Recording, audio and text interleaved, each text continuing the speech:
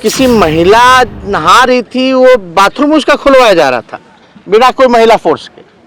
अपराध बढ़ रहा है, नीति आयोग में हर सूचकांक में बिहार फिसड्डी है, तो जवाब कौन देगा?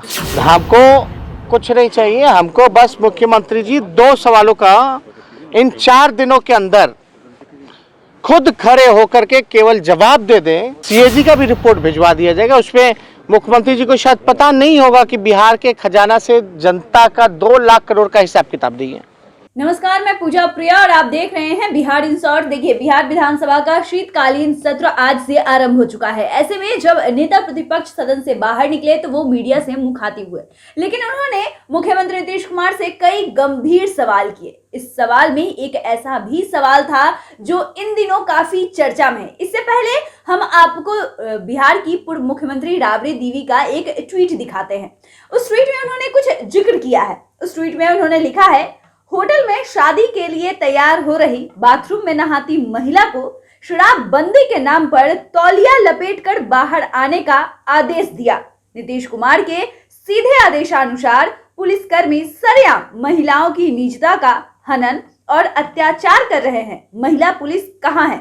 जिनके घर बहू बेटी नहीं, उन्हें सोचना चाहिए।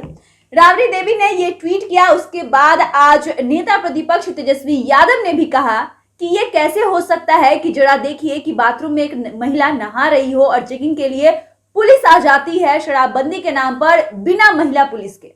ऐसे में और भी तेजस्वी यादव बहुत कुछ कह रहे हैं, बहुत कुछ सवालों का जवाब चाहते हैं मुख्यमंत्री नीतीश कुमार से। आप खुद सुनिए। आज से शुरुआत हुई है। सबसे पहले जिन साथियों को हम लोगों ने अपने बीच से खोया है, उनको हम लोगों ने सदन में याद किया, शोक प्रस्ताव रहा। एक छोटा सत्र है, ये 4-5 दिनों का सत्र है और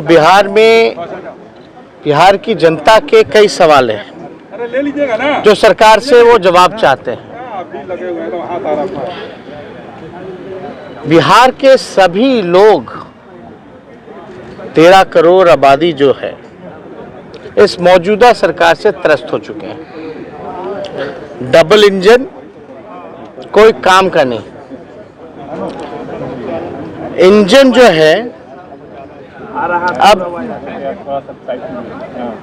चलने का काम नहीं हो रहा, बल्कि खराब हो चुका है। और एक इंजन लगातार, हम लोगों ने पहले भी कहा था कि ये डबल इंजन की सरकार नहीं, बल्कि जो मौजूदा स्थिति है ट्रबल इंजन हो गया है। पूरी तरीके से सरकार ने जो भी वादे किए, एक वादा जो है अपना पूरा नहीं किया। चाहे 7 निश्चय की कोई योजना हो, हरियाली योजना 24,000 करोड़ का, क्या काम हुआ किसी को कुछ नहीं पता।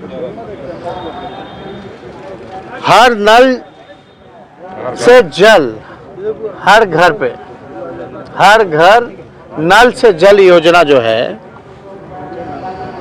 अब वो हर अधिकारी या मंत्री के घर नल से धन योजना बन गया है। 75 घोटाले। बिहार नंबर 1 किस चीज में है? अपराध में, भ्रष्टाचार में। आप देखिएगा बेरोजगारी में, पलायन में। सारा कारखाना चौपट हो गया और शिक्षा बदहाल। स्वास्थ्य जो है, स्थिति आईसीयू में खुद स्वास्थ्य विभाग चला गया। कहीं किसी की सुनवाई ना कार्रवाई होती है इस मौजूदा सरकार में। लोग बेमिसाल 15 साल की बात करते हैं, हम बेमिसाल 16 साल, बेमिसाल नहीं बल्कि बदहाल 16 साल रहा है। स्थिति जो है बद से बदतर होता जा रहा है। लेकिन मुख्यमंत्री जी को कोई चीज की जानकारी नहीं होती, क ख ग घ का, ABCD का मुख्यमंत्री जी को कोई ज्ञान नहीं है। अब यही दर्शाता कि नीति आयोग की रिपोर्ट को, कोई भी रिपोर्ट को उन्होंने देखा है कि नहीं देखा है। इस बार का जो आया है इसमें भी पीछे से फर्स्ट है कई सूचकांक में, पहले भी पीछे रहा, हर बार पीछे रह रहा है लगातार कई सालों से। अब मुख्यमंत्री अगर बिहार की जनता के प्रति, बिहार के प्रति अगर गंभीर होते तो जरूर नीति आयोग की रिपोर्ट को पढ़ते और उससे सुधार जो है किस मामले में लाना है, किस योजनाओं में लाना है, ये लाने का प्रयास करते। लेकिन जो व्यक्ति रिपोर्ट कार्ड पढ़ेगा ही नहीं, वो आप समझ जाइए क्या काम करेगा। जो रिपोर्ट कार्ड नहीं देखेगा तो बाकी का सिलेबस कैसे पढ़ेगा। आप देखिएगा इतना बुरा हाल हो रखा है, तो बेमिसाल किस बात के हैं भाई। हमारा तो एक सवाल है, कोई आरजेडी ने या तेजस्वी यादव ने तो कोई रिपोर्ट नहीं बनाई, लेकिन इन सारे मसलों को लेकर के हमने कई बार सड़क से लेकर के बिहार विधानसभा में कई बार आवाज उठाई, लेकिन सरकार के पास कभी भी जवाब नहीं रहा। अब जब नीति आयोग ही कह रहा है तब भी सरकार जो है कहते हैं कि हम देखे नहीं है, जब देखेंगे तो हम बता देंगे। ये 15 साल राग अलपते हैं, ये था वो था। अरे आप बताओ ना कि 16 साल में आपने क्या किया। 2 करोड़ लोगों को आप रोजगार दिए क्या? आपका तो वादा था। क्यों अभी भी जो है पलायन आप नहीं रोक पाए, अपराध नहीं रोक पाए? और नशा मुक्ति की बात करने वाले जो हैं, बिहार में जहरीली शराब से गरीब मारे जा रहे हैं, इस पे क्या कार्रवाई की जा रही है? अरे कार्रवाई हो तो ढंग से होनी चाहिए। अभी कहीं हम सुनने में आया, देखने में आया कि कोई क्षेत्र में किसी की कोई शादी ब्याह में किसी महिला नहा रही थी, वो बाथरूम उसका खुलवाया जा रहा था बिना कोई महिला फोर्स के। तो ये कौन सी शक्ति है? आप कीजिए, महिला फोर्स को लेके जाइए, आपको छापेमारी करना है तो कीजिए, लेकिन इसकी कौन जांच करेगा कि मान लीजिए पटना शराब पहुंच जाता है तो 4-5 जिला होके आता है, ये बॉर्डर से पटना कैसे पहुंच जा रहा है? ये शक्ति बॉर्डर के इलाके में क्यों नहीं की जा रही है? इस सोर्स कहां से है? ये जो बाहर कई बार देखते हैं एक ही ब्रांड का शराब मिलता है, तो आप समझिए कि ये जांच जहां से आता है वहां क्यों नहीं कार्रवाई की जाती है? और जो इनको धुआने का काम करता है वो क्यों नहीं कार्रवाई करनी चाहिए? आप शादी ब्याह में घुस रहे हैं, चलिए वो पुलिस का काम है, ईमानदारी से करेगा, करना भी चाहिए, लेकिन ऐसी स्थिति में आपको तो जवाब देना बनता है। अगर बिहार में शराब मिल रहा है तो इसका जिम्मेवार कौन है? अपराध बढ़ रहा है, नीति आयोग में हर सूचकांक में बिहार फिसड्डी है, तो जवाब कौन देगा?